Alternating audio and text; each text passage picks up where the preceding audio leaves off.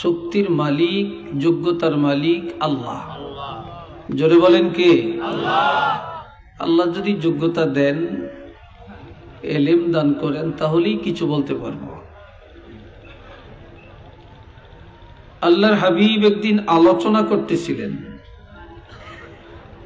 আমার কলিজার টুকরা যুবক ছেলেরা অত্যন্ত আদবের সাথে বসে যাবে, ধীরস্থিরভাবে কথাগুলো শুনবে। কথা তো অনেক শুনছেন, তো জানি না কি কোন দিক থেকে আলোচনা রেখেছেন। যে আলোচনার পিছনে হইছে, এই আলোচনা যেন আমার থেকে না হয়, আল্লাহ যেন আরো নতুন কথা আল্লাহ আমার থেকে বের করেন। সবাই বলেন আমিন। তো নবী আলোচনা করতেছিলেন। তা আলোচনা করতে করতে শরীরে একটা হিট আসে, ঘাম বের হয়, ঠিক না? নবীজির কিছু ঘাম মোবারক বা পসিনা মোবারক বের হলো। আস্তে আস্তে এই অঙ্গুলি মোবারকের মাথায় এসে জমা হলো, এখন মাটিতে পড়বে। এমন সময় আল্লাহর হাবিব লক্ষ্য করে দেখলেন নবীর সামনে হযরত ওমর ফারুক রাদিয়াল্লাহু বসে আছেন। তো এই ঘাম মোবারক মাটিতে যেন না পড়ে, এই জন্যে হযরত ওমরের চেহারার মধ্যে ছিটকে দিলেন। সাথে সাথে আমিরুল মুমিনিন হযরত ওমর ফারুক রাদিয়াল্লাহু পুরাটা চেহারা তাৎক্ষণিকভাবে পূর্ণিমার চাঁদ হয়ে গেল। সাহাবে কেরাম খুব আশ্চর্য হলেন, রাসূল এটা কেন করলেন? আল্লাহর হাবিব বললেন যে আল্লাহ আমাকে এত এলেম দিয়েছেন, আমার থেকে অতিরিক্ত কিছু এলেম ভিতরে আঁটে না। এমন কিছু এলেম ঘামের আকারে বের হচ্ছে, আমি সে এলেম অযথা নষ্ট হতে দেই না। আমি সে এলেমটা হযরত ওমরকে দান করে দিলাম। নবী বলছেন আমি হযরত ওমরকে কি দান করলাম? এলেমটা দান করলাম। এটা শুনে সাহাবীরা আরো আশ্চর্য হলেন। তখন নবীজি বললেন, قال رسول الله صلى الله عليه وسلم إنما أنا قاسم والله يعطي। এলেম আল্লাহ দান করেন, আমি রাসূল সাল্লাল্লাহু আলাইহি ওয়াসাল্লাম সেই এলেম বন্টন করি। আল্লাহ হলেন দানকারী, আমি রাসূল হলাম বন্টনকারী। ডাইরেক্ট কোনো এলেম কারো কাছে যায় না, মদিনার থেকে বন্টন হয়ে আসে। কথা বুঝে আসছে তো? সাহাবীরা খুব জল্পনা কল্পনা করতেছেন যে নবীর এলেম কেমন জানি, কেমন জানি, কে বলতে পারবে? হযরত ওমরকে জিজ্ঞাসা করলেন, আপনি কি জানেন নবীর এলেম কেমন? তিনি বললেন, আমি বলতে পারবো না, তবে একটা দৃষ্টান্ত দিতে পারবো। বলে সেটা কি? কোন একটা মহাসাগরের মধ্যে যদি একটা সোনামুখী সুই ফেলা হয়, ওই সুইয়ের মাথায় যে এক কাতরা পানি উঠবে, সারা পৃথিবীর সমস্ত এলেম এক জায়গায় করলে এক কাতরার সমান হবে। আর পুরা মহাসাগর রাসূলে পাকের এলেম। চিল্লিয়া বলেন না সুবহানাল্লাহ। পুরা মহাসাগর রাসূলের এলেম, এটা কি তুলনা করা যায়? যায় না। হাজিরিন কেরাম, আমার দিকে চান, অন্যদিকে চাবেন না। কেউ কথাও বলবেন না, চুপচাপ করে এসে বসে যাবেন। এই দুনিয়াতে আলেমের ইজ্জত, হাফেজের ইজ্জত, ইমামের ইজ্জত বেশি না কম? জোরে বলেন, কেমন বেশি? قال رسول الله صلى الله عليه وسلم ফাদলুল আলিমি আলাল আবিদি কাফাদলি আলা আদনাকুম। নবীজি বললেন, ও সাহাবীরা, তোমাদের উপরে আমি রাসূলের মর্যাদা যেমন, সাধারণ মানুষের উপরে আলেমের মর্যাদা তেমন। আরেকটা হাদিস বললেন, ফাদলুল আলিমি আলাল আবিদি লাইলাতুল বদরে আলা সাইরিল কাওয়াকিব। পূর্ণিমা রাত তারকার উপরে চন্দ্রের মর্যাদা যেমন, সমাজের সাধারণ মানুষের উপরে আলেমের মর্যাদা তেমন।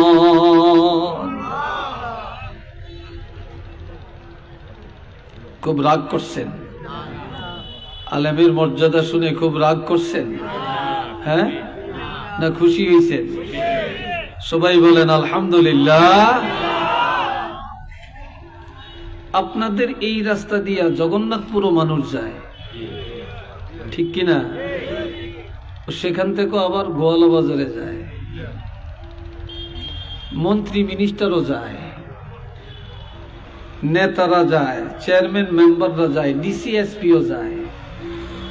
কিন্তু এই রাস্তা দিয়ে যাওয়ার পরে আপনাদের এই কাঁঠালখাই, এই খাদিমপুর এলাকার কবর আযাব আল্লাহ মাফ করিয়ে দিছে এমন কোন কথা কেউ বলছে আজ পর্যন্ত? বা মাফ হয়ে গেছে? বা আজকের মাহফিলে অনেক ওলামা কেরাম আছেন, কেউ বলতে শুনছেন? এটা শুনেন না। কিন্তু আমার নবী কি বলছেন? قال رسول الله صلى الله عليه وسلم إن العالم أو متعلم إذا مر على قرية يرفع عنه عذاب القبر 40 يوما। কোন একজন আলিম অথবা তালিবুল ইলম যদি এলাকায় আসে, রাস্তা দিয়ে হেঁটে যায়, ওই এলাকার কবরের আযাব আমার আল্লাহ 40 দিনের জন্য ক্ষমা করে দেয়। কয়দিন? 40 দিন। শুধু এটাই না, আল্লামা শিব্বির আহমদ ওসমানী রহমতুল্লাহ আলাইহি মেশকাত শরীফের সরার মধ্যে লেখছেন, মুসলিম শরীফের সরার মধ্যে লেখছেন, কোন কবরে একবার যদি আযাব আল্লাহ বন্ধ করে দেন, পুনরায় সেই কবরে আযাব দিতে আল্লাহর কাছে লজ্জা লাগে। আল্লাহ এই উসিলায় কিয়ামত পর্যন্ত মাফ করে দিতে পারেন।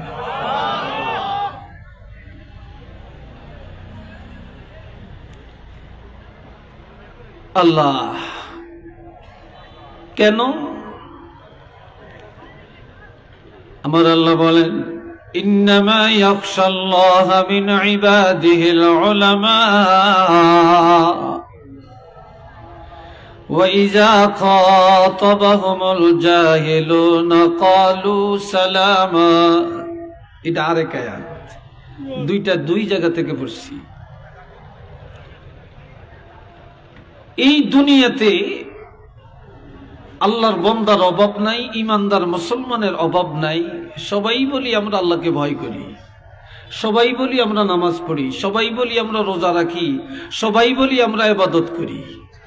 কথা ঠিক না? কিন্তু আল্লাহ বলছেন,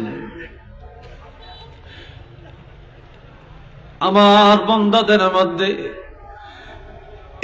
যেইভাবে ভয় করলে হক আদায় হবে, এইভাবে ভয় করতে জানে একমাত্র হক্কানি উলামায়ে কেরাম। আমার বান্দাদের মধ্যে আলেমরা যেভাবে সিজদা দেয়, এইভাবে আরেকজনে দিতে জানে না। যেইভাবে কেরাত পড়তে জানে, কোরআন পড়তে জানে, আরেকজনে জানে না। যেভাবে ইবাদত করতে জানে, আরেকজনে জানে না।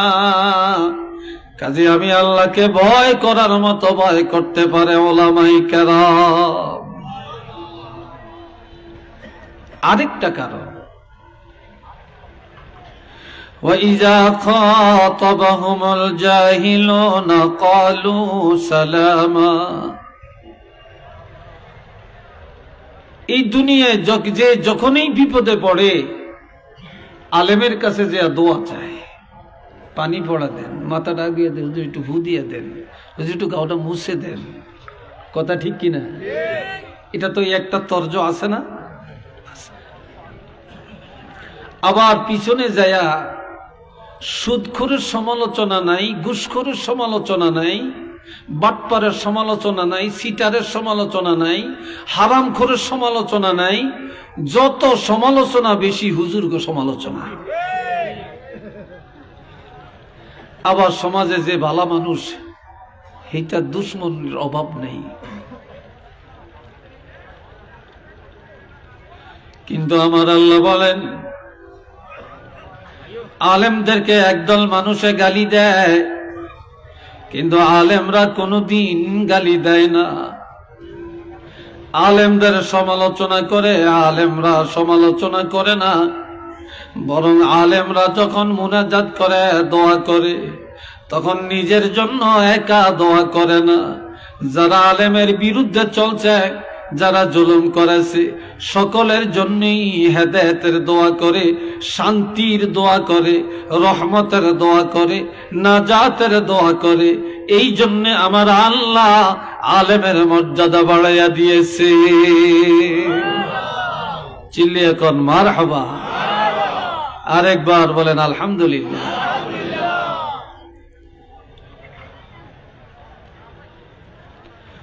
আল্লাহ। তবে একটা জিনিস, عن علي رضي الله تعالى عنه قال قال رسول الله صلى الله عليه وسلم يوشك أن يأتي على الناس زمان لا يبقى من الإسلام إلا اسمه ولا يبقى من القرآن إلا رسمه مساجدهم عامرة وهي خراب من الهدى علماؤهم شر من تحت أديم السماء من عندهم الفتنة ثم تعود أو كما قال عليه الصلاة والسلام। আমি হাদিস বলছি, এবার শুনেন তরজমা। বেশি লম্বা কথা বলতাম না, অল্প কোরআন হাদিসের দলিল দিয়া কয়েকটা কথা বলবো। আজকাল তো আলহামদুলিল্লাহ অনেক লোক আপনারা আসছেন, আল্লাহ আপনাদেরকে কবুল করেন, বলেন আমিন।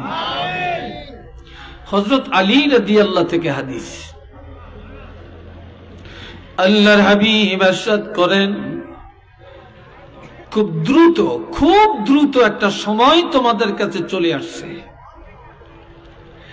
لا يبقى من الإسلام إلا اسمه। দুনিয়াতে তালাশ করলে মুসলমান পাওয়া যাবে, অভাব পড়বে না, মুসলমান আর মুসলমান, কিন্তু ইসলামের কিছুই বাকি থাকবে না, থাকবে শুধু নাম। আমরা মুসলমান নামটা আছে, আমার বাপ দাদা মুসলমান নাম আছে, আমাদের ধর্ম ইসলাম এই নামটা আছে, কিন্তু মুসলমানই নাই। তালাশ করলে কি নাই? মুসলমানই নাই। না আছে ব্যক্তি জীবনে, না আছে সংসারে, না আছে পরিবারে, না আছে ব্যবসায়, না আছে চাকরিতে, না আছে বিবাহ শাদীতে, না আছে লেনদেনে, না আছে কথাবার্তায়, না আছে সমাজ ব্যবস্থায়, না আছে রাষ্ট্র ব্যবস্থায়, না আছে রাজনীতির মাঠে। ইসলাম পাবেন না। এই জন্য নবী বলছেন, লা ইয়াবকা মিনাল ইসলামি ইল্লা ইসমু। ইসলামের কিছুই থাকবে না, থাকবে শুধু নাম। কি থাকবে? আমরা মুসলমান, এই নামটা আছে, এই নামটা আছে। ওয়ালা ইয়াবকা মিনাল কুরআনি ইল্লা রাসমু। কোরআনের কিছুই থাকবে না, থাকবে শুধু রসম। রসমটা কি? আমাদের সংবিধান কোরআন, আমাদের কিতাব সবচেয়ে দামি, আমরা নবীর মাধ্যমে কোরআন পাইছি, আমাদের কোরআনে সব আছে, আমাদের কোরআনে সব আছে। এই নামগুলো থাকবে, এই রসমটা থাকবে, কিন্তু কোরআনের শুরু থেকে শেষ পর্যন্ত তালাশ করলে কোরআনের আমল থাকবে না। কোরআন শরীফের প্রথম সূরা ফাতিহা, এটা মুকদ্দমা, এটা কোরআনের মা, এটা সূত্র। এরপরে প্রথম বড় সূরাটার নাম হলো সূরা বাকারা। এটা বাকারা অর্থ গাবি। বলেন বাকারা শব্দের অর্থ কি? গাবিটা কি মানুষ না পশু? কথা বলে না, কি বুঝেন না আপনারা? এটা পশু না, এটা একটা পশু। কোরআনের সর্বশেষ সূরার নাম সূরা নাস। নাস অর্থ মানুষ। প্রথম সূরা হলো পশু আর শেষের সূরা হইল মানুষ। কথা ঠিক কিনা? কেন আল্লাহ এই কৌশলটা কেন করলেন? কোরআনের প্রথম সূরা পশুর সূরা আর শেষ সূরা মানুষের সূরা, মানুষের নামে সূরা। মানুষ যতক্ষণ আল্লাহর কোরআনের বাহিরে থাকবে এটা পশু, জানোয়ার, এটা হায়াওয়ান। যখন কোরআনের ভিতরে ঢুকলো পশু হয়ে ঢুকলো, পুরা কোরআনের আমল নিয়ে যখন বের হলো সে একজন খাঁটি মানুষ হইয়া বের হইয়া গেল। এ তো মারহাবা কোন। যতক্ষণ মানুষ কোরআনের বাইরে থাকবে সে পশু, আর যখন কোরআনে ঢুকলো সে পশু হয়ে ঢুকলো। আর যখন পুরা কোরআনের আমল নিয়ে বের হলো, কোরআনের ইলম নিয়ে বের হলো, তখন সে মানুষ হয়ে বের হয়ে গেল। এই জন্য আমার ভাইয়েরা, কোরআনের নাম আছে, রসম আছে, কিন্তু আমল নাই। মাসাজিদুহুম আমিরাতুন ওয়া হিয়া খারাবুম মিনাল হুদা।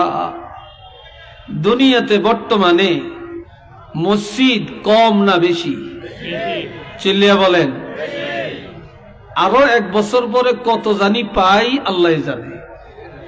একটা রাস্তা দিয়া এই বছর গেলেন একরকম, পরের বছর গেলে দেখবেন আরেক রকম, তাই না ভাই? বাড়ি ঘরও আরেক রকম, দেখবেন মসজিদ নাইলে মাদ্রাসা একটা না একটা হয়ে গেছে। আমার রাসূল বলেন মসজিদগুলি হবে অট্টালিকা, মসজিদগুলি হবে ইমারত, রাজপ্রাসাদের মতো, কিন্তু হেদায়েত শূন্য।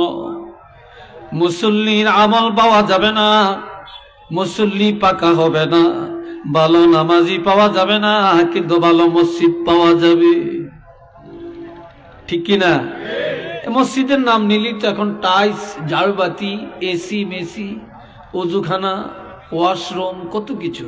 আগে তো মসজিদের কাছে অজুখানাও ছিল না, কথা ঠিক কিনা? ছিল না, এখন তো সব আছে। মসজিদগুলি কত বড়, কত উচ্চাঙ্গের, কিন্তু হেদায়েত শূন্য। এমনও সময় আছে ইমাম আর মুয়াজ্জিন আজান দিয়া, ইমাম হয় ইমাম, মুয়াজ্জিন হয় মুক্তাদি, এই দুইজনই জমাত করিয়া বাড়ির জল লাগে। এই কথা ঠিক কিনা? আবার আপনারা হয়তো রাগ করবেন, রাগ করিয়েন না, এটা আপনাদের কথা না। সারা বাংলাদেশেই দেখছি অনেক জায়গায় কিছু মুসল্লি আছে, কিছু কমিটি আছে, কান সজাগ থাকে। মুয়াজ্জিন আজান দিছে, ঘড়ি চাই কি 5 মিনিট আগে দিল না পরে দিল, তাই আইসা মুয়াজ্জিনদের ধমকায়, শাসায়। আবার ইমাম সাহেব কই আছে না আছে খবর লয়, মাঠের মাঝখানে, হাওরের মাঝখানে এতে কাজ করে, সেখানে থেকে খবর লয় ইমাম আজকে কই গেছে, মুয়াজ্জিন এত লেটে আজান দিল কেন, এত আগে দিল কেন। তখন মসজিদে যা মুয়াজ্জিনরে ধরে, ইমামেরে ধরে, কিন্তু এটা মসজিদও যায় না। আবার শুক্রবারে মসজিদে যায়া, শুক্রবারে মসজিদে যা ওখান দিয়ে আইন দেয়া, ওখান দিয়ে মাকড়সার বাসা, ওখান দিয়ে বালু, তারপর ওখান দিয়ে এমন, আরে মুয়াজ্জিন কি কাম করিয়া বেতনটা নেয়, ইমাম কি করে? আবার আপনার যেমন জরুরত, ইমাম সাহেবের এরকম জরুরত, মুয়াজ্জিনেরও জরুরত থাকতে পারে। বাড়ির থেকে ফোন আসছে বাচ্চার অসুখ, ডাক্তারের কাছে নিতে হবে। এখন সে কমিটির কাছে ছুটি নিবে কতক্ষণ? বেটা বাচ্চা তো বাঁচাই দিব, ডাক্তার দেখাই দিব। দৌড়িয়া বাড়িতে গেছে, বাচ্চা লইয়া ডাক্তারখানায় গেছে বা হসপিটালে গেছে, এইদিকে বলে যেতে পারে না আসরের টাইমে ইমাম নাই। ইমাম গেল কোথায়, কার থেকে কইয়া ছুটি নিছে, ইমাম কি শুরু করছে, ইমামের বিরুদ্ধে লাগে, ইমামের আর বিপদ নাই। তখন ইমামের শেষ পর্যন্ত চাকরি চলে যায়। কি ভাই কথা ঠিক কিনা? চাকরি চলে যায়।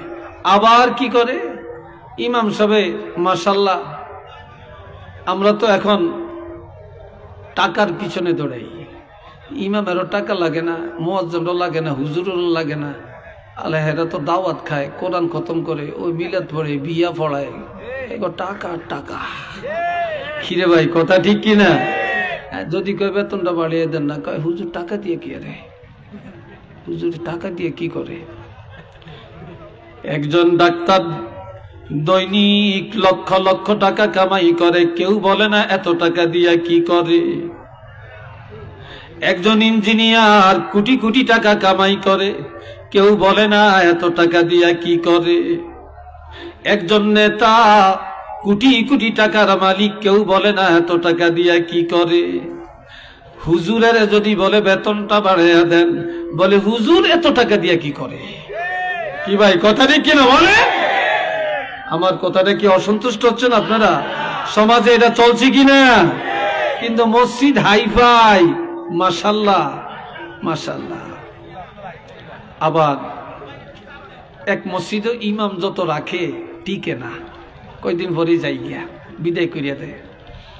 তো এইবার ইন্টারভিউ নিয়া 20-25 জন আসছে, যাচাই বাছাই করিয়া ভালো দিককে একজন রাখছে। একজন রেখে কইছে, হুজুর আমাকে আগে যত হুজুর রাখছি ভালো ওয়াজ করতে পারে না, আমরা যোগ্য আলেম, আপনি 20-25 জনের মধ্যে ইন্টারভিউ দিয়ে ফার্স্ট হয়েছেন, আপনারা রাখছি, আপনি একটু প্রতিদিন ভালো ভালো ওয়াজ করিয়েন, কোরআন হাদিসের ওয়াজ করিয়েন। তো হুজুর কয় ঠিক আছে, কোরআন হাদিসের ওয়াজ করলে অসুবিধা নাই তো? কয় না। তো হুজুরে একেবারে প্রথম জুমার দিন বেনমাজির ওয়াজ শুরু করছে।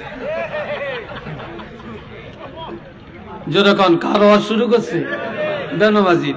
এখন মসজিদের সভাপতি হেতে একটু বেনমাজি টাইপের, কথা বলছেন নি? এটা টাকা আছে, মসজিদ করানোর সময় 5 লাখ টাকা একসাথে দিছে, এতে সভাপতি বানাইছে। হেতে মসজিদও কম যায়, নামাজ একটু কম পড়ে। হেতে অনেক জুমার দিন মানে ইমাম সব বেনমাজির ওয়াজ করতেছে, তারপরে এক ওয়াক্ত নামাজ ছাড়িয়ে দিলে 80 হোক বা জাহান্নামে যাইতে হবে বলতে আছে, আর এমনি ইমামের দিকে চেয়ার হইছে, নামাজটা শেষ হয়েছে। হুজুর ঘটনাটা বুঝলাম না, আপনি বিসমিল্লাহ করিয়া প্রথম জুমায় ইমাম সাহেবের ধরলেন, সভাপতিকে ধরলেন, ঘটনাটা কি? কয় দোষী কই? আপনি আজকে যা ওয়াজ করছেন সব সভাপতি সাহেবরা ইন্ডিকেট কইরা করছেন, আর আমি দেখছি আপনি যখন ওয়াজ করেন সভাপতির দিকে এমনি চোখ করে আসান।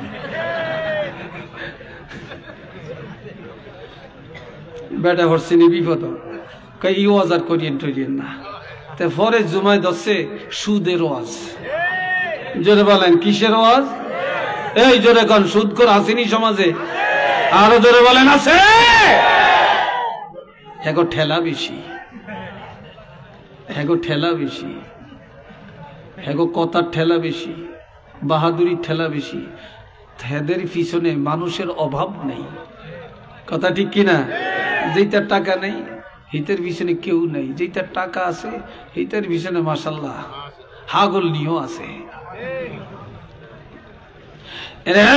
আমার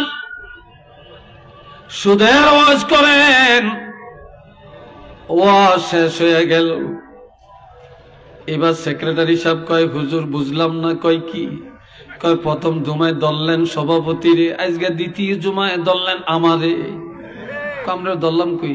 আমি একটু আল্লাহ কিছু টাকা দিছে, তো মানুষ আমার তো টাকা নেয়, তো আমার কিন্তু ব্যবসা দেয়, কিছু আমার অতিরিক্ত ইন্টারেস্ট দেয়, আর মানুষের উপকার হয়। আজকে আপনাকে সুদের ওয়াজ ধরছেন, ঘটনা কি? নিশ্চয়ই আপনার কেউ না কেউ বলে দিছে আমি যে একটু সুদে টাকা লাগে। কয় না, কেউ কয় না। কয় না, আমি দেখছি আপনি যখন সুদের ওয়াজ করেন তখন হাত দিয়ে এইভাবে টেরিয়া টেরিয়া দেখতে আসেন। এই ওয়াজ আর করিয়েন না, এই ওয়াজ আর করিয়েন না। তে গেল এইটা কেশিয়ারে বানাইছে, হেতে ওই ভূমি অফিসে চাকরি করে। কোন অফিস? ভূমি অফিসে চাকরি করে। তারপরে বাস করতেছে ভালো। ভূমি অফিসে তো টাকা, আরে টাকা। লেখা আছে আপনার জায়গা খারিজ করলে মাত্র 1100 টাকা। কত টাকা? 1100 টাকা। এখন আপনার তো লিয়ে যাব 7,000, 8,000, 10,000 টাকা। এটি নিয়ে কি করে? এখন ঘুষের ওয়াজ শুরু করছে তৃতীয় জুমায়। অনেক ওয়াজ শেষ হয়েছে, নামাজ শেষ হয়েছে। হুজুর বুঝলাম না, আজকে দিয়ে আপনি আমারে ধরছেন? কই আপনারে ধরছি? আপনি প্রথম জুমায় করলেন সভাপতির ওয়াজ, দ্বিতীয় জুমায় করলেন সেক্রেটারির ওয়াজ, আজকে তৃতীয় জুমায় করলেন আমি কেশিয়ারের ওয়াজ। মাসের শেষ বেতনটা আমি দিই। এইবার দেখা যাবে আপনার কে বেতন দেয়? কারণ আমি একটু চাকরি করি, মানুষ আমারই কিছু টাকা দেয়। আপনি এই জন্য এইভাবে কইবেন। তাই এখন কোরআন হাদিসের ওয়াজ কোরআন দিয়ে কইতেন। এই জন্য একজন বলছিলেন সারা শরীরে ঘা, মলম লাগাবো কোথায়? কিরে ভাই, কথা ঠিক কিনা? সারা শরীরে যদি ঘা হয়, মলম লাগানোর জায়গাটা কোথায়? এই জন্য ভাইরারে আমার, মাসাজিদুহুম আমিরাতুন ওয়া হিয়া খারাবুম মিনাল হুদা।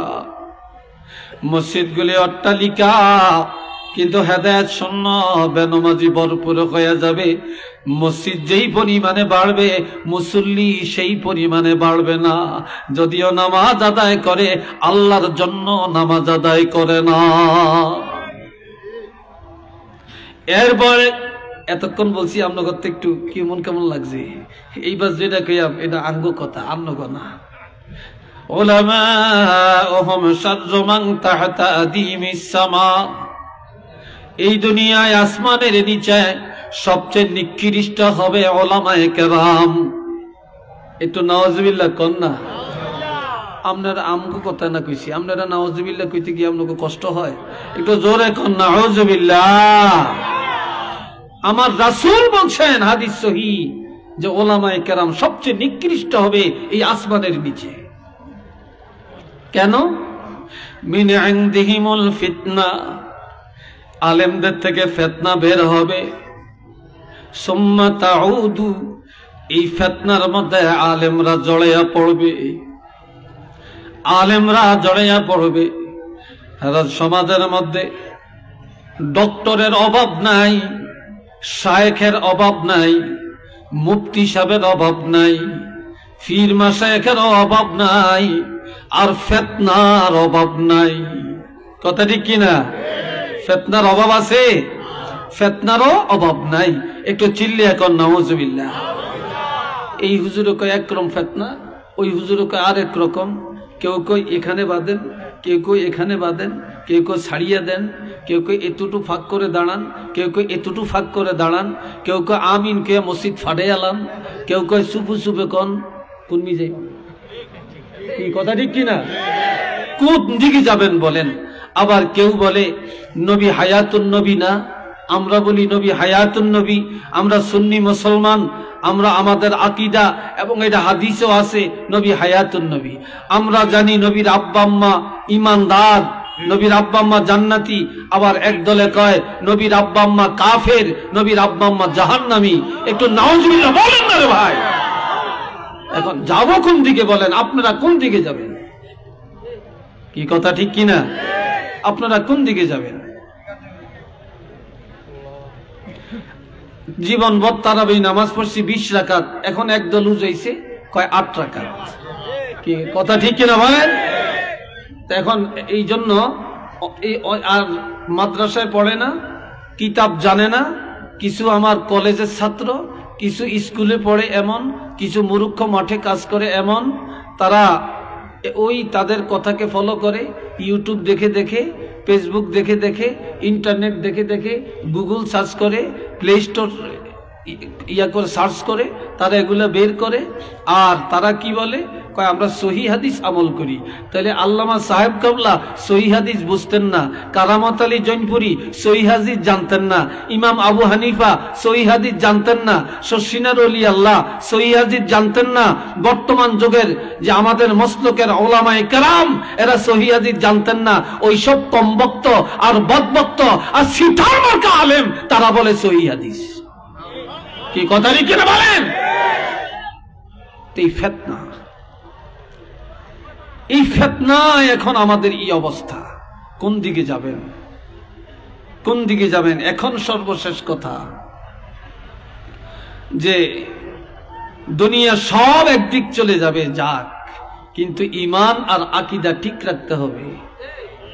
আপনি পুষ্কুনির মধ্যে বাইং মাছ চিনেননি আপনারা? বাইং মাছ, বাইং মাছ পেক কাদার মধ্যে থাকে কিন্তু গায়ে মাটি লাগে না, কথা ঠিক কিনা? শৈল মাছ চিনেননি আপনারা? কিন্তু শৈল মাছ এটা মাটির উপরে থাকে কিন্তু গায়ে, পুরা গায়ে কাদা ভরে যায়। এই জন্য শৈল মাছ হইয়া সমাজে বাঁচা যাবে না, বাইং মাছ হইয়া বাঁচতে হবে। চতুর্দিক দিয়া ভেজালে ভরিয়া যাবে, আমার গায়ে যেন ভেজাল না লাগে। কি কথা ঠিক কিনা বলেন? আমরা ঈমান আকীদায় মজবুত থাকতে চাই কিনা একটু হাত তুলে দেখাতে পারবেন?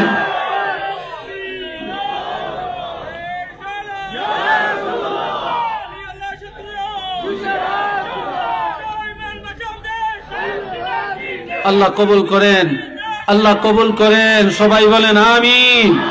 মহব্বতে পড়েন আল্লাহুম্মা সাল্লি আলা মাওলানা মুহাম্মদ ওয়া আলা আলি সাইয়্যিদিনা।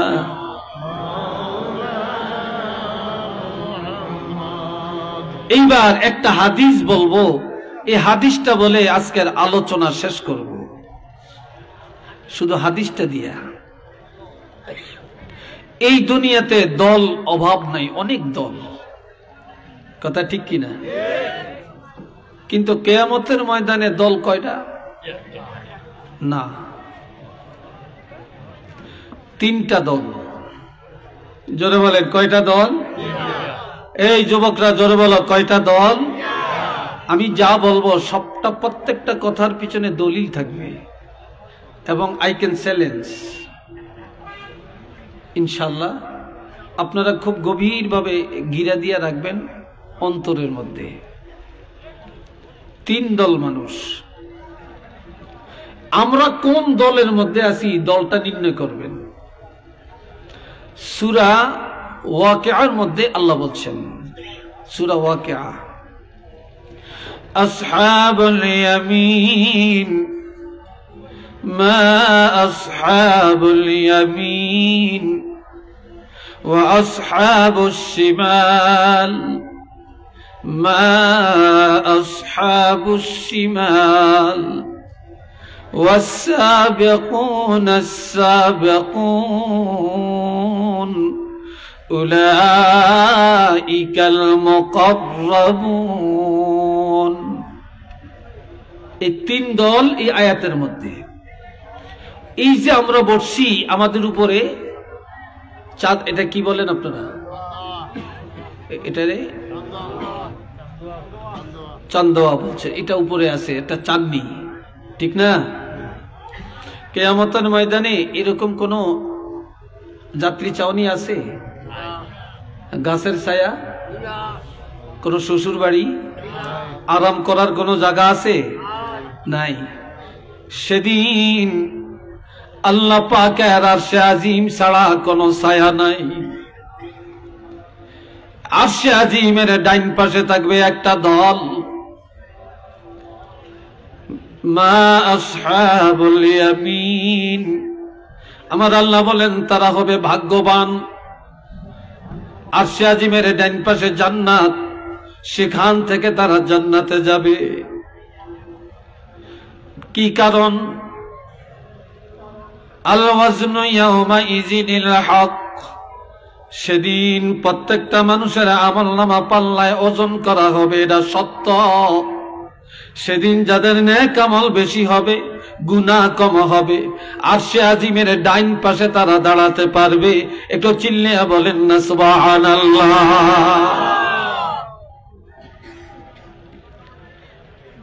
দ্বিতীয় দল ওয়াসহাবুশ শিমাল, মা আসহাবুশ শিমাল, আরশে আজিমের বাম পার্শ্বস্থ হবে আরেক দল, তারা হবে সবচেয়ে নিকৃষ্ট, তাদের গুনাহ আর গুনাহ, তাদের নেক আমল কম, গুনাহ বেশি, তারা বাম পাশ থেকে জাহান্নামে যাবে।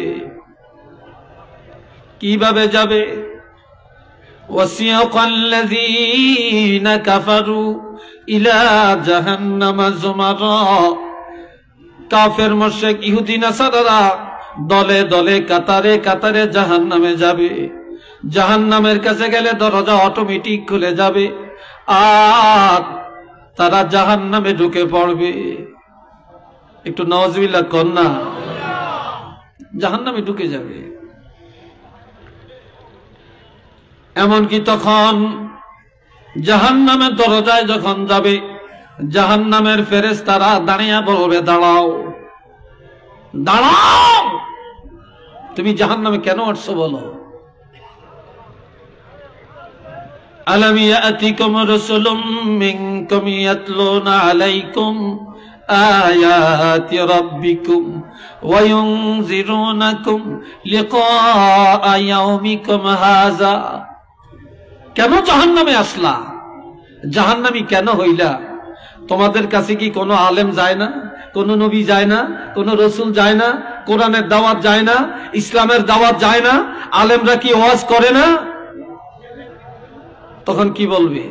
ক্বালু বালা, যাহা আমাদের কাছে আসছিলেন তারা জানাইছেন, সব বলেছেন, কিন্তু আমরা মানি না, আমরা মানি না, আমরা আমাদের গতিতে চলছি। তখন আল্লাহ একটা অর্ডার দিবেন, ওয়ালাকিন হাক্কাত কালিমাতুল আযাবি আলাল কাফিরিন, আল্লাহর বিধান অস্বীকারী যারা, তখন আল্লাহর অর্ডার হবে তাদেরকে জাহান্নামে ফেলে দাও। তখন তারা চির জাহান্নামী হয়ে যাবে। একটু চিল্লিয়া বলেন না নাউযুবিল্লাহ। আর একটু আওয়াজ দিয়ে বলেন। এইবার ডাইন পাশের খবর কি? ওয়াসিয়াকাল্লাযীনা ইত্তাকাউ রাব্বাহুম ইলাল জান্নাতি যুমারা, যারা ঈমানদার, যারা মুত্তাকিন, যারা নেককার আল্লাহওয়ালা, তারা দলে দলে কাতারে কাতারে জান্নাতের দরজায় যাবে। সুবহানাল্লাহ কোন না রে ভাই? একটু আলহামদুলিল্লাহ জোরে কোন। এখনো জোরটা হয় না, এখনো হয় না। একসাথে বলেন আলহামদুলিল্লাহ। জান্নাতের দরজায় যখন যাবে বলবে দাঁড়াও দাঁড়াও। কেন? এবার বলবে হাত্তা ইযা জাউহা ওয়া ফুতিহাত আবওয়াবুহা ওয়া ক্বালা লাহুম খাজানাতুহা সালাম। আল্লাহু আকবার। যখন দরজার মধ্যে যায় দাঁড়াবে, খটখটানি দিবে, অটোমেটিক দরজা খুলে যাবে।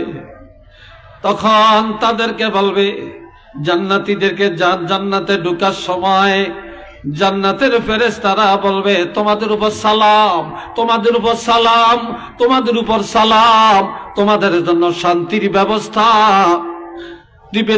তোমরা পবিত্র, তোমরা এতদিন ছিলা পরাধীন, আজকে হয়ে গেলা স্বাধীন। ফাদখুলুহা, ঢুকে যাও, ঢুকে যাও, জান্নাতে ঢুকে যাও। এই জান্নাতের নিয়ামত তোমাদের জন্য সাজানো। ফাদখুলুহা খালিদিন, শুধু একদিন আর 2 দিনের জন্য না, চিরদিন এই জান্নাতে অবস্থান করার নিমিত্তে ঢুকে পড়ো। একটু চিল্লিয়া বলেন না মারহাবা। আরেকবার বলেন আলহামদুলিল্লাহ। এইবার আমি জানতে চাই, আমরা জান্নাতে যেতে চাই না জাহান্নামে যেতে চাই? এটা জোরে বলেন। আমরা জান্নাতে যাইতে চাই কারা? 2টা হাত গভীর জাত আল্লাহকে দেখাতে পারবেন? নারে তাকবীর, নারে রিসালাত। আল্লাহ কবুল করেন, চিল্লিয়া কোন আমিন। এখান থেকে আমার একটু কথা, আমার কথায় আপনারা বিরক্ত বোধ করেন না তো? হ্যাঁ, বিরক্ত হচ্ছেন না তো? আল্লাহ, আমার ভাই, আর মানুষ আমরা জান্নাতে যেতে চাই, কিন্তু তালাশ করলে জান্নাতের চরিত্র আমাদের মধ্যে নাই। আমরা জাহান্নামে যেতে চাই না, কিন্তু তালাশ করলে জাহান্নামের কাজগুলি সব পাওয়া যায়। কি কথা ঠিক না? জোরে বলেন ঠিক না? সব পাওয়া যায়। আমরা প্রতিযোগিতার সাথে এখন জাহান্নামের কাজগুলো করছি, প্রতিযোগিতার সাথে। এই দুই দলের কথা বললাম, এক দল ডাইন পাশে, আরেক দল বাম পাশে। আরেক দল এরা কে? এই আজকে আপনারা যারা বসছেন, আপনারা ভালো মানুষ। স্টেজে যারা বসছেন আমি ছাড়া, এরা তো সবাই ভিআইপি পাচ্ছেন। কি কথা ঠিক কিনা? এরা তো নিশ্চয়ই আমাদের চাইতে, আপনাদের চাইতে একটু তো সম্মানী নাকি? এরা ভিআইপি তো, এটা বিশ্বাস করেন তো? যে মানে না, এই 4-5 জনে মানে। কি বলেন আপনারা? এরা ভিআইপি না? والسابقون السابقون أولئك المقربون। আরেক দল, এরা ডাইন পাশেও না বাম পাশেও না, তারা জান্নাতের দরজায় আরশে আজিম আর জান্নাতের মাঝখানে থাকবেন। আরশে আজিম আর জান্নাতের মাঝখানে থাকবেন। এরা কারা? মিনান নবিয়্যিন, 1 নম্বরে নবীগণ, ওয়াসসিদ্দীকিন, সত্যবাদীগণ অর্থাৎ সাহাবায়ে কেরামগণ, ওয়াসশুহাদা, 3 নম্বরে শহীদগণ, 4 নম্বরে ওয়াসসালিহিন, আল্লাহ পাকের নেককার আউলিয়ায়ে কেরাম, হক্কানি উলামায়ে কেরাম, আল্লাহর খাস নেককার বান্দাগুলো আরশে আজিমের সামনে জান্নাতের গেইটে থাকবে। তারা বিনা হিসাবে জান্নাতে যাবে। আর একটু ধরে কোন আলহামদুলিল্লাহ। তারা বিনা হিসাবে কোথায় যাবে? জান্নাতে যাবে। একটু আলহামদুলিল্লাহ জোরে বলেন। হাজিরিন, তাইলে এই 3টা দলের কথা বললাম। এইবার নিজেরা একটু 1 মিনিট সুযোগ দিলাম। 1 মিনিট চোখটা বন্ধ করেন, 1টা মিনিট একটু চিন্তা করেন, বা আধা মিনিট চিন্তা করেন, আমি কোন দলের মধ্যে আছি। একটু চিন্তা করেন, আমি আপনি কোন দলের মধ্যে আছি। এ ভাইরারে আমার আরেকটা কথা শোনেন। قال رسول الله صلى الله عليه وسلم يكرههما ইবনুল আদম, বনি আদম 2টা জিনিস অপছন্দ করে। কয়টা? কথা জিজ্ঞাসা করলে জোরে বলবেন। কয়টা? 2টা জিনিস অপছন্দ করে। 1 নম্বরে ইবনুল আদম আল মাউত, মানুষ মরতে চায় না, চিরদিন বেঁচে থাকতে চায়।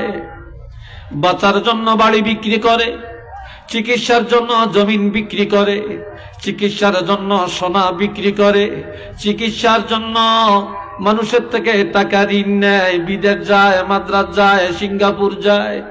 এরপরও কেউ বাঁচতে পারে কিনা বলেন? চিল্লিয়ে বলেন, পারে? কেউ বাঁচতে পারে না, মরতেই হয়।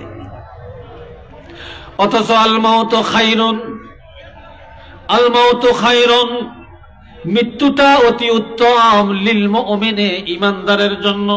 একটু আল্লাহু আকবার বলেন। ও জওয়ানেরা জোরে বলো আল্লাহু আকবার।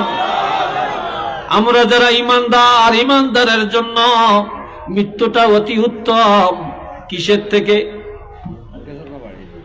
ঈমানদারের জন্য আল মাউতু খায়রুন লিল মুমিনে মিনাল ফিতনাতিদ দুনিয়া, দুনিয়ার ফিতনা থেকে। দুনিয়া যখন ঈমানদারেরা যখন মৃত্যুবরণ করবে, কবরে যাবে, তখন দুনিয়ার ফিতনা থেকে বেঁচে যাবে। আর যতদিন বেঁচে থাকবে ফিতনায় থাকবে, মরে গেলেই নাজাত পেয়ে যাবে। আর একটু জোরে কন না আলহামদুলিল্লাহ। আর একটা জিনিস, আস্তে আস্তে, আর একটা জিনিস মানুষ অপছন্দ করে। ইয়াকরাহুহা কিল্লাতুল মাল, মানুষ অল্প টাকা অপছন্দ করে, কম জায়গা পছন্দ করে না। যার টাকা নাই মাইয়া বিয়ে দিতে চায় না, যার টাকা নাই তার কাছে কেউ মেয়ে বিয়ে দেয় না।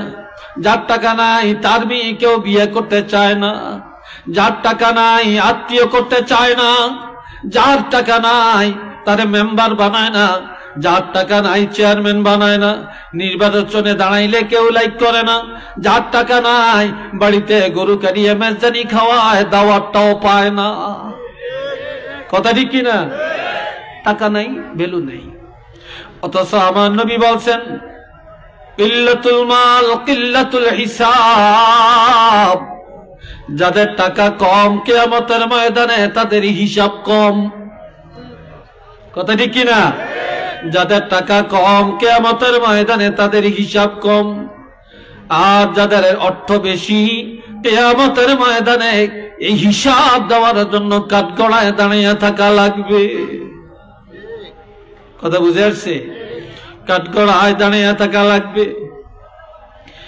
এই বললাম, আমি আপনাদের কাছে এই কয়েকটা হাদিসের আলোচনা করলাম, কয়েকটা আয়াত নিয়ে বললাম।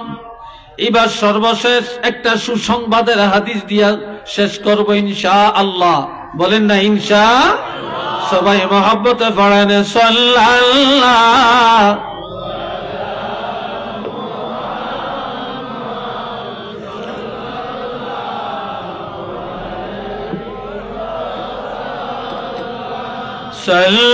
সাল্লাল্লাহু আলা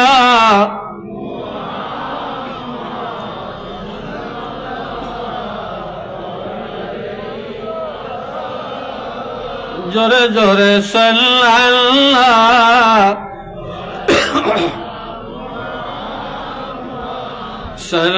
সাল্লাল্লাহু আলাইহি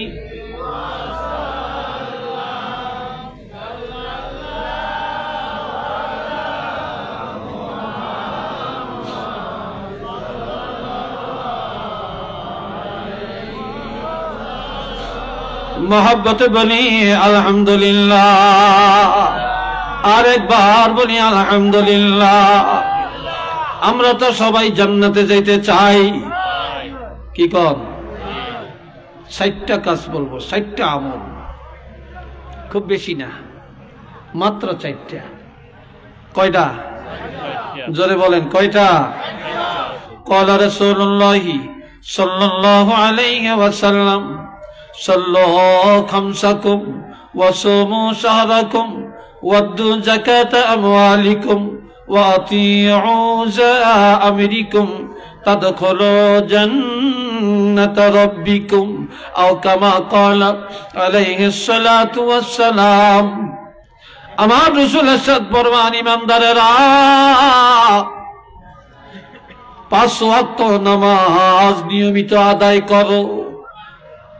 কয় ওয়াক্ত? জোরে বলেন। 5 ওয়াক্ত নামাজ নিয়মিত আদায় করো। ওয়াসুমু শাহরাকুম, বছরে 1 মাস ফরজ রোজা রাখো। সামনে আসতেছে কি? রোজার মাস আইতেছে না গ্যাস্ট্রিকের মাস আইতেছে? হ্যাঁ, রমজান মাস। আলহামদুলিল্লাহ বলেন। রমজান মাস রহমতের মাস, রমজান মাস মাগফিরাতের মাস, রমজান মাস হলো নাজাতের মাস। আর ওই রমজান মাসের বানাইছি মহিলা দিয়া মার্কেট করার মাস। কিরে ভাই, কথা ঠিক কিনা? আপনারা আমার লগে এক পত্নী? হ্যাঁ, রমজান মাসে মহিলারা একা মার্কেটে যায় না, বাড়ি 7-8 জন 10-12 জন একসাথে যায়, আর মহিলারা টাকার বান্ডিল দিয়ে দেয়, যাও চাহিদা মতো করিয়া আনো। এই কথা ঠিক না? আমার নবী বলেন, ওয়াসুমু শাহরাকুম, রমজানের রোজাগুনি পালন করো। ওয়াদ্দু যাকাত আমওয়ালিকুম, ও ধনীরা, যদি যাকাতের হকদার হয়ে থাকো, যাকাতের উপযুক্ততা এসে থাকে, বছরে একবার 1 টাকা পর্যন্ত হিসাব করে যাকাত আদায় করো। ওয়াতিউ আমরিকুম, রাষ্ট্র যদি কোরআনের রাষ্ট্র হয়, ইসলামের শাসন চলে, রাষ্ট্রপ্রধানের নিয়ম নীতি মেনে চলো। যেই দেশে ইসলামের নীতিতে দেশ চলে না, সেখানে আউলিয়ায়ে কেরাম, ওলামায়ে কেরাম মসজিদের ইমাম খতিব যেইভাবে কোরআন হাদিসের উপদেশ দিবে, এই উপদেশগুলো বাড়িতে যারে আমল করবা, আমি রাসূল ঘোষণা দিলাম তাদখুলু জান্নাতা রাব্বিকুম, নাই নাই নাই, কোনো বাধা নাই, কেউ ধরে রাখতে পারবে না, তোমরা ডাইরেক্ট তোমাদের প্রভুর জান্নাতের মধ্যে দৌড়ায়া দৌড়ায়া প্রবেশ করতে পারবে। এটা চিল্লিয়া কোন আল্লাহু আকবার। তাহলে এই কয়েকটা আমল আমরা কি করতে চাই না? জোরে বলেন, আমরা কি করতে চাই না? বলেন আলহামদুলিল্লাহ। আমাকে দিছেন?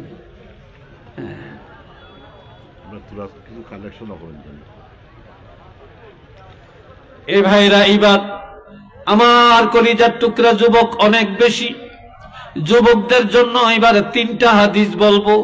বলতাম যুবকরা কৌকা বলতাম, হ্যাঁ জোরে কৌকা। মাশাআল্লাহ, আলহামদুলিল্লাহ বলেন, আল্লাহ কবুল করেন কোন আমি। আচ্ছা, 1 নম্বরে একটা যুবক আল্লাহর হাবিবের কাছে আসলেন, এসে বললেন, ইয়া রাসূলুল্লাহ ইন্নী আসাবতু যামবান আযীমা, আমি বিশাল একটা গুনাহ করেছি, ফাহাল্লি মিন তাওবাতিন, কিভাবে আমার তওবা আছে কিনা, কিভাবে আল্লাহ ক্ষমা করবেন? আমি তো একটা গুনাহ করে ফেলছি। গুনাহটা কি করছে এটাও হাদিসের প্রথম অংশে আছে, এটা আমি এখানে বলতাম না, কারণ সবগুলি কথা সব জায়গায় বলা যায় না। কথা বুঝাচ্ছি কিনা? যে এমন একটা অপরাধ, যে অপরাধের কথাটা এই যুব সমাজে, এখানে বাপও আছেন, এখানে ছেলেও আছেন, এখানে দাদাও আছেন, নাতিও আছেন, চাচাও আছেন, ভাতিজাও আছেন, বড় ভাই আছেন, ছোট ভাই আছেন, লজ্জিত হবেন, এই জন্য ওইটা বলতাম না। তবে একটা মারাত্মক গুনাহ করছে। কথা বুঝে আসছে তো? একটা গুনাহ করছে। গুনাহটা করে বলে, ইয়া রাসূলুল্লাহ আমি তো গুনাহ করেছি, কিভাবে আল্লাহ ক্ষমা করবেন? এই সময় আজান হয়ে গেল। কি হয়ে গেল? আজান হয়ে গেল। নবীজি মসজিদে ঢুকলেন, নামাজের ইমামতি করলেন। এবার যুবকটা ওযু করে নবীজির পিছনে নামাজ আদায় করলেন। নামাজ পড়ার পরে আবারও বললেন, ইয়া রাসূলুল্লাহ কিভাবে আল্লাহ আমাকে ক্ষমা করবেন? নবীজি বললেন, এরে যুবক, আমি রাসূল যে নামাজ পড়লাম, নামাজের ইমামতি করলাম, আমার সাহাবীরা পিছনে নামাজ আদায় করলেন, তুমি নামাজ পড়েছো কিনা? বলি, ইয়া রাসূলুল্লাহ আমি আপনার পিছনে নামাজ আদায় করেছি। আল্লাহর হাবিব বলেন, এই নামাজ এমন নামাজ, যদি নামাজটা আমার পিছনে আদায় করে থাকো, আমি রাসূল বলে দিলাম আল্লাহ পাক এই নামাজের কারণে তোমার গুনাহ ক্ষমা করে দিয়েছে। সবাই বলেন আলহামদুলিল্লাহ। তোমার গুনাহ আল্লাহ মাফ করেছেন। যুবক ছেলেটা চুপ হয়ে রইছে। রাসূল বুঝতে পারলেন তার ভিতরে এখনো জল্পনা কল্পনা আছে। আল্লাহ কোরআনের আয়াত নাজিল করে জানিয়ে দেন, আকিমিস সালাতা তারাফাইন নাহারি ওয়া যুলাফাম মিনাল লাইল ইন্নাল হাসানাতি ইউযহিবুনাস সাইয়্যাত যালিকা যিকরা লিয-যাকিরিন। আমার আল্লাহ বলেন, বান্দারে দিনের 2 অংশে নামাজ কায়েম করো। দিনের প্রথমে হলো ফজরের নামাজ, দিনের দ্বিতীয় অংশে হলো যোহর আর আসরের নামাজ। ওয়াজুলাফাম মিনাল লাইল, রাত্রের প্রথম অংশে মাগরিব আর এশার নামাজ।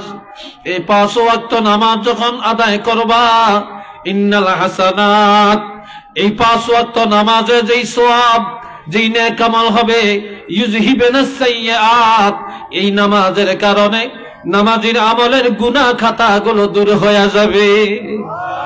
এটা জোরে কান্না মারহাবা। আরেকবার বলেন আলহামদুলিল্লাহ। তাহলে আজকে আমার যুবক ভাইয়েরা নিয়ত করেন, গভীর রাত আমরা সবাই 5 ওয়াক্ত নামাজ আদায় করব। রাজি আছেননি? জোরে বলেন রাজি আছেন? আল্লাহ কবুল করেন। চিল্লিয়া বলেন আমিন। আর একবার বলেন আমিন। এবার আরেকটা হাদিস। কষ্ট হয় আপনাদের? হ্যাঁ, আসলে কি বিরক্ত হচ্ছে? আল্লাহর হাবিব রাহমাতুল লিল আলামিনের মিরাজ এই মাসে, কি কথা ঠিক কিনা? রাসূল বলেন ক্বালা রাসূলুল্লাহ সাল্লাল্লাহু আলাইহি ওয়াসাল্লাম দাখালতুল জান্নাহ, আমি জান্নাতে প্রবেশ করলাম। ফাসামি'তু ফিহা কিরাআতান, আমি জান্নাতে যায়া কোরআন তেলাওয়াতের আওয়াজ শুনলাম। সুবহানাল্লাহ কইেন না, বাড়ি যে একটা চিৎকার করিয়া বলবেন।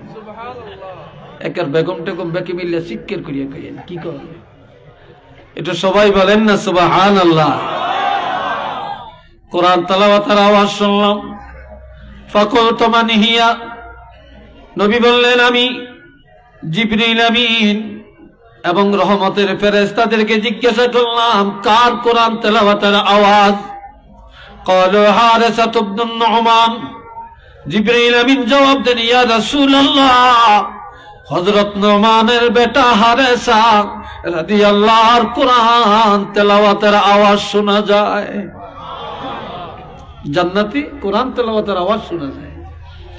তখন নবী আশ্চর্য হলেন, এই কথা বলেন কেন আপনারা? এখানে কথা বলেন কেন? কথার আওয়াজ এখানে আসছে, আস্তে কথা বলবেন। এই ভাইয়েরা, এবার জিবরিল আমিন বলে ইয়া রাসূলুল্লাহ, আশ্চর্য হওয়ার কিছু নাই। কই সে তো এখনো মরেই না, সে তো এখনো জীবিত। জান্নাতে তার তেলাওয়াতের আওয়াজ কিভাবে আসলো? ওয়া কানা আবাদুন নাসি বিউম্মিহি। তখন জিবরিল আমিন বলে ইয়া রাসূলুল্লাহ, এই হারিসা দুনিয়াতে তার আব্বা আছে, মা আছে।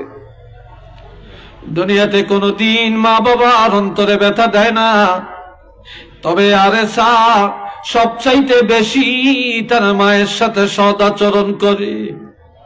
হারিসার মা খুশি হয়ে যাওয়ার কারণে, মার সেবা করার কারণে এখনো মরে না, কিন্তু মা জীবিত থাকিয়া খুশি হইয়া সন্তানের জন্য দোয়া করার কারণে মৌতের আগে আগে আমার আল্লাহ জান্নাতের মধ্যে কোরআন তেলাওয়াতের মধ্যে লিস্টির মধ্যে নাম উঠাইয়া দিয়েছে। এটা জোরে বলেন আল্লাহু আকবার। নবী মেরাজ থেকে এসে সাহাবাই কেরামের কাছে মেরাজের আলোচনা করতেছেন। ইন দি মেইন টাইম হারিসা হেলিয়া দুলিয়া সামনে দিয়া হেঁটে হেঁটে যায়। নবী ডাক দিয়ে বলে, আরে হারিসা,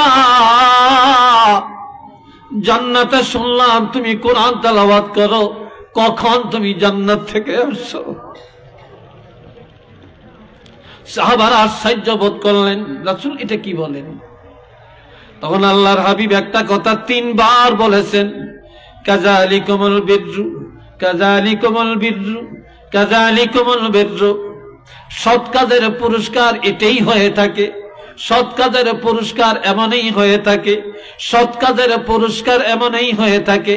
ওয়া কানা আবারুন নাসি বিউম্মিহি, এই হারিসা সবচেয়ে বেশি পিতামাতার খেদমত করার কারণে আল্লাহ পাক জান্নাতের মধ্যে তার মর্যাদা বাড়াইয়া দিছে।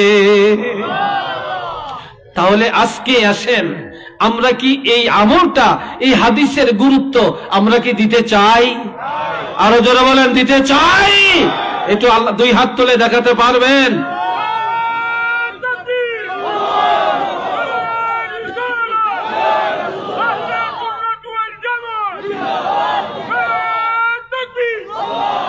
এবার ছোট্ট আরেকটা হাদিস শুনাইতাম, বলেন শুনাইতাম। আল্লাহ কবুল করেন, সবাই বলেন আমিন। আর একটা যুবক রাসূলের দরবারে আসলেন, এসে বলে ইয়া রাসূলুল্লাহ, ইন্নী আসাবতু যামবান আযীমা, আমি মারাত্মক গুনাহ করেছি। ফাহাল্লি মিন তাওবাতিন, আমার এই গুনাহ ক্ষমার জন্য কোন তওবা আছে কিনা? ক্বালা নাআম, নবী বললেন হ্যাঁ আছে। নবী বললেন ওয়াহাল্লাকা মিন আবিন, এ যুবক তোমার বাবা আসেনি? ক্বালা লা, না আমার বাবা নাই। ওয়াহাল্লাকা মিন উম্মিন, তোমার মা আসেনি? ক্বালা লা, যুবক বলে আমার মাও নাই। ওয়াহাল্লাকা মিন খালাতিন, এরে যুবক তোমার বাবা নাই মা নাই, তবে মার বোন একজন খালা আসেনি। খালা বুঝেন তো? খালা, খালা আম্মা কই আর কি আমরা, খালা আম্মা আসেনি। ক্বালা নাম, যুবক বলে ইয়া রাসূলুল্লাহ আমি অনেক দিন হয় বাবা হারাইছি মা হারাইছি, তবে আমার মার বোন আমার একজন খালা আম্মা আছেন। রাসূল বললেন সলিহা, এখনই যাও তোমার খালা আম্মার সাথে সদ আচরণ করো, খালা আম্মা কইয়া ডাক দাও, খালা আম্মার হাদিয়া দাও, খালা আম্মার থেকে দোয়া চাও। তোমার খালা যদি খুশি হইয়া তোমার জন্য দোয়া করে, আমি রাসূল বলে দিলাম আল্লাহ পাক তোমার গুনাহ মাফ করে দিবে। আর একটা যুবকের কথা শুনেন। যুবক এসে বলে ইয়া রাসূলুল্লাহ আমি মারাত্মক গুনাহ করেছি, এই গুনাহ ক্ষমার জন্য কোন তওবা আছেনি? আমার নবী বলেন ও যুবক হাল্লাকা মিন আবিন, তোমার আব্বা আসেনি? ক্বালা লা, না আমার আব্বা নাই। ওয়াহাল্লাকা মিন উম্মিন, তোমার মা আসেনি? না আমার মা নাই। ওয়াহাল্লাকা মিন খালাতিন, তোমার মার বোন খালা আম্মা আসেনি? ক্বালা লা, যুবক বলে আমার খালা আম্মাও নাই। ওয়াহাল্লাকা মিন আম্মিন, তোমার বাবার ভাই চাচা, বাপের ভাই কি জোরে বলেন, তোমার বাবার ভাই চাচা আছে কিনা? ক্বালা নাআম, যুবক বলে হ্যাঁ আমার এখানে চাচা জানা আছে। কয় সেলহু, সেলহু, এখনই যাও, চাচার সাথে কোনোদিন দ্বন্দ্ব করবা না, মারামারি করবা না, মামলা করবা না, মোকদ্দমা করবা না, চাচার কলিজে আঘাত দিও না। বাবার জায়গায় চাচা, চাচারে সম্মান করো, চাচাকে ইজ্জত করো। তোমার বাবার ভাই চাচা খুশি হয়ে গেলে আল্লাহ পাক খুশি হইয়া তোমাকে মাফ করে দিবে। একটু আওয়াজ দিয়া বলেন না সুবহানাল্লাহ, আরেকবার বলেন সুবহানাল্লাহ। এইবার ছোট আরেকটা হাদিস।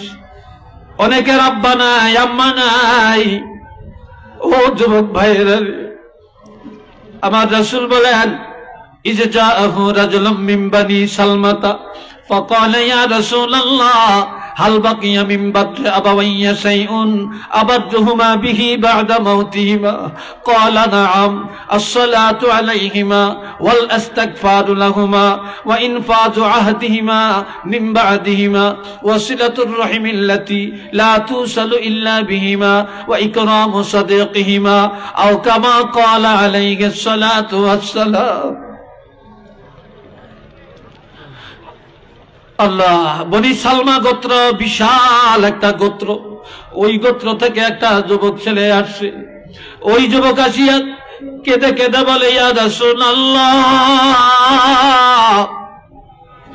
দুনিয়াতে অনেক ছেলেরা আম্মু কইয়া ডাক দেয়, আব্বু বলে ডাক দেয়, তাদের কলিজা শীতল হয়।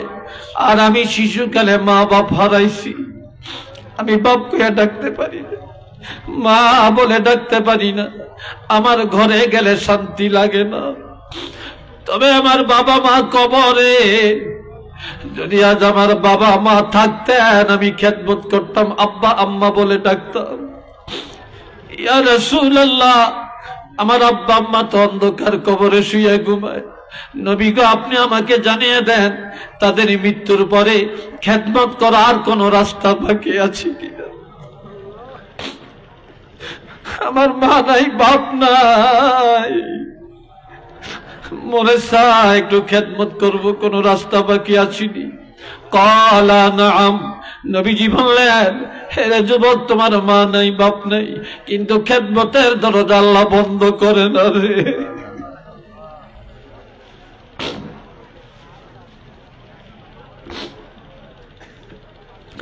এক নম্বরের খেদমত আসসালাতু আলাইহিমা। মা নাই বাবা নাই, মৃত্যুর পরে বেশি বেশি তাদের জন্য দোয়া করা, এটা হলো খেদমত। যাদের মা বাপ নাই, যখনই দোয়া করবেন তাদের জন্য দোয়া করবেন, তাদের নাজাতের জন্য দোয়া করবেন। এই পিতা মাতার ইন্তেকালের পরে বেশি বেশি দোয়া করা, এটা খেদমত। 2 নম্বরে ওয়াল ইস্তিগফারু লাহুমা, পিতা মাতার ইন্তেকালের পর আল্লাহর দরবারে তাদের গুনাহগুলি ক্ষমা চাওয়া, যে আল্লাহ আমাদেরকে লালন পালন করতে যায়, লেখাপড়া করাতে যায়, বাড়িঘর ঠিক রাখতে যায়, সীমানা ঠিক রাখতে যায়, বিদেশ টাকা কামাই করতে যায়, কত অন্যায় করেছে, কত নামাজ তরক করেছে, কত মিথ্যা বলেছে, কত মানুষের সাথে দুশ্মনী করেছে। আজ ওই গুনার বোঝা নিয়ে তারা কবরে চলে গেছে। আল্লাহ, আমরা তাদের সন্তান, তোমার কাছে ভিক্ষা চাই, আমাদের আব্বা আম্মার ওই গুনাহ মাফ করে দাও। তাদের মৃত্যুর পর তাদের গুনাহ মাফ চাওয়া, এটা খেদমত।